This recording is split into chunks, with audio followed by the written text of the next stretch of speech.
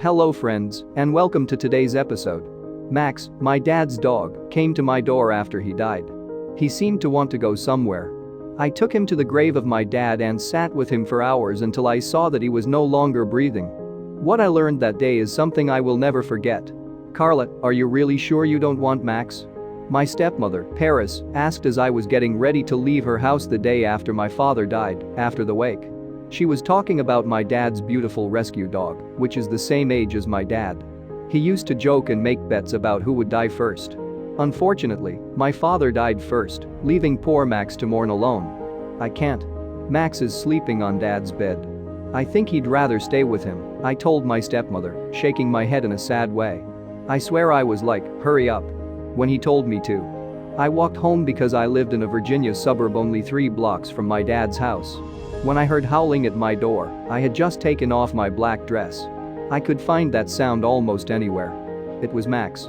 I grabbed a robe and ran to the door, where I saw the dog come in as if he did it all the time.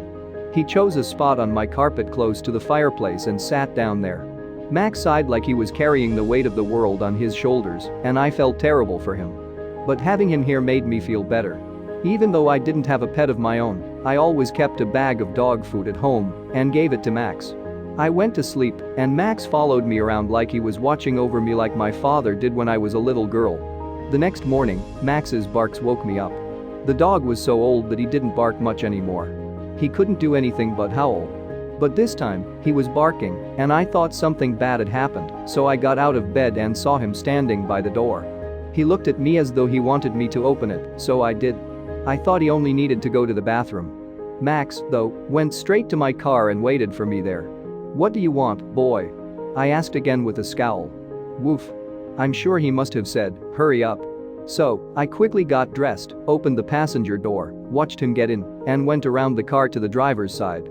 Max just sat there and looked out the window like he knew where he was going. But I didn't understand.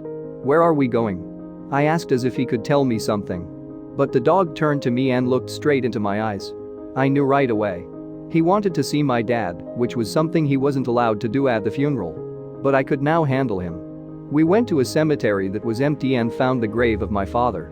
Max was so smart that he knew exactly where my dad was lying. I didn't help him in any way. The dog laid down on my rug and breathed, just like he did yesterday. So, I sat next to him. It was the most peaceful time I'd had in the 2 days since my stepmother called to tell me that my father had died. I didn't even notice that a few hours had gone by, and then I realized I had to leave.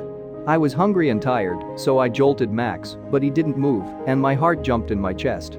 I looked at his diaphragm to see if he was breathing, but there was no movement. "Oh, sweet boy." I whispered to him, "You came here to be with him," and cried for him. I felt better when I left that cemetery than I did after the funeral, which was just sad. I knew my dad had a great life and was now with the best friend anyone could ask for. After making plans for Max's body to be picked up and buried next to Dad, I went straight to the shelter. It was time for me to find my own friend. That's it for today, friends. Please let us know what you think about this story. Thank you for watching, and we'll see you in next time for more amazing stories.